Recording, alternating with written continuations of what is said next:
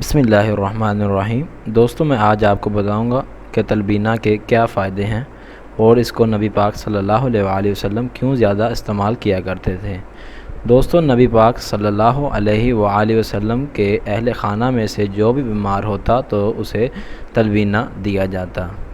ये तलबीना का इस्तेमाल और ये किन किन बीमारियों में इस्तेमाल किया जाता है, ये बताने से पहले अगर आपने अभी तक हमारा चैनल अब्दुल्ला हेल्थ केयर को सब्सक्राइब नहीं किया तो सबसे पहले हमारा चैनल सब्सक्राइब कीजिए और साथ बेल आइकन के बटन को ज़रूर दबाइए ताकि इस तरह की नई आने वाली वीडियो आप तक पहुंच सके। दोस्तों, तलबीना जब भी कोई आप सल्लल्लाहु अलैहि वसल्लम के पास भूख की शिकायत के लिए आता तो आप सल्लम कहते कि उसे तलबीना दिया जाए। ये सांस की बीमारी और दिल और गम और डर की वजह किसी को हो तो वो इसे तलबीना खिलाएं।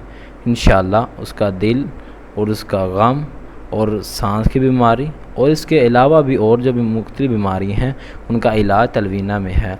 नबी पाक सल्लल्लाहु अलैहि वसल्लम तमाम बीमारियों में यही इस्तेमाल किया करते थे। एक दफ़ा आप सल्लल्लाहु अलैहि वसल्लम ने हज़रत जिब्राइल अलैहिस्सलाम को कहा कि मैं थक जाता हूँ, तो हज़रत जिब्राइल अलैहिस्सलाम ने कहा कि आप तलबीना खाया करें। तो दोस्तों, ये तलबीना आप सल्लल्लाहु अलैहि वसल्लम की एक पसंदीदा चीज़ है और इससे बहुत ज़्यादा बीमारियों का इलाज भी है। दोस्तों, आपने इसको बनाना कैसे है, 2 कप पानी ले लें और उसके अंदर 2 चम्मच जौं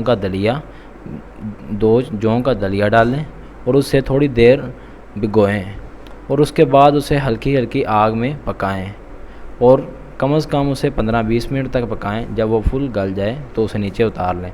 अब ये दलिया तैयार है, अब आप इसे इस्तेमाल कर सकते हैं। और इसके अलावा अगर आप इसे दूध में इस्तेमाल करना चाहें तो आप जौ का दलिया लें और उसे दूध के अंदर डाल लें और उसे अच्छी तरह पकाएं जब तक कि वो गल ना जाए।